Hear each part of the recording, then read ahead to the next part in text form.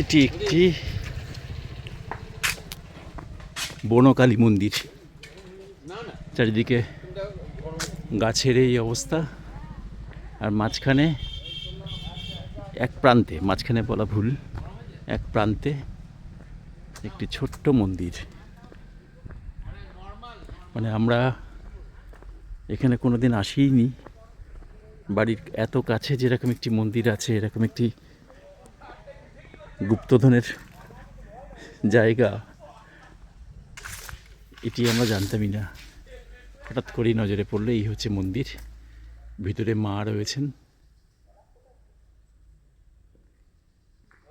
আমি দেখাই, এই যে আমাদের মা। একটু ঘন্টাও বাজিয়ে দিলাম।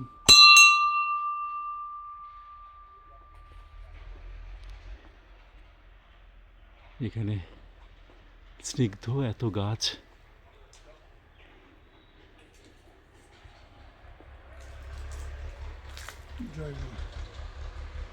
প্রচুর গাছ।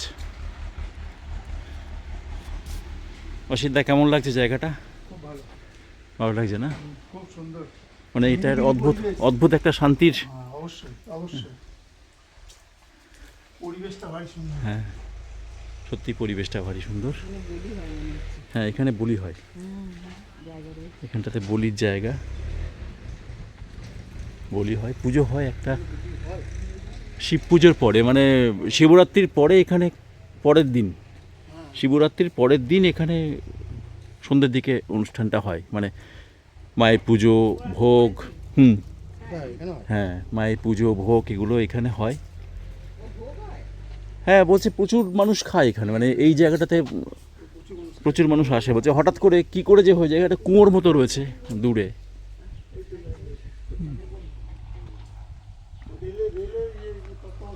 মানে একটা প্যান্ডোরার বাক্স আর কি, বোঝা যায় না যেখানে এরম রয়েছে। কত গাছ,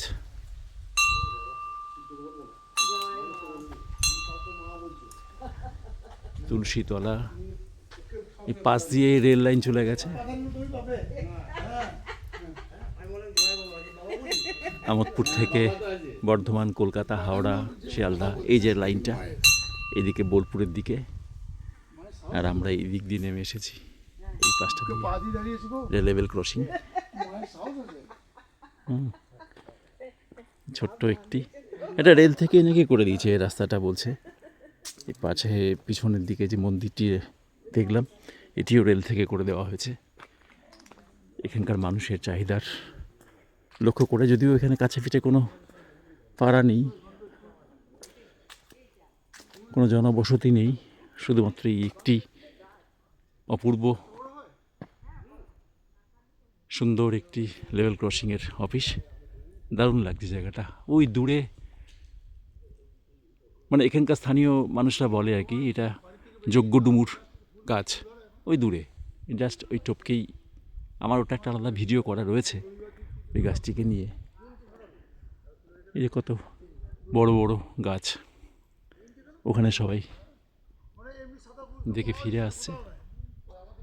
এই যে রেল লাইন, এদিকে চলে যাচ্ছে রামপুরহাট, সাঁইথিয়া, আমোদপুর, আর এই দিকটাতে যাচ্ছে বোলপুরের দিকে, বর্ধমান হয়ে, ব্যান্ডেল হয়ে, হাওড়া বা শিয়ালদা।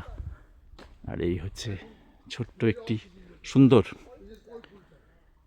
একটি লেভেল ক্রসিংয়ের অফিস। দারুণ লাগছে, খুব মনোরম জায়গা, সুন্দর সুন্দর। এই হচ্ছে পরিবেশ।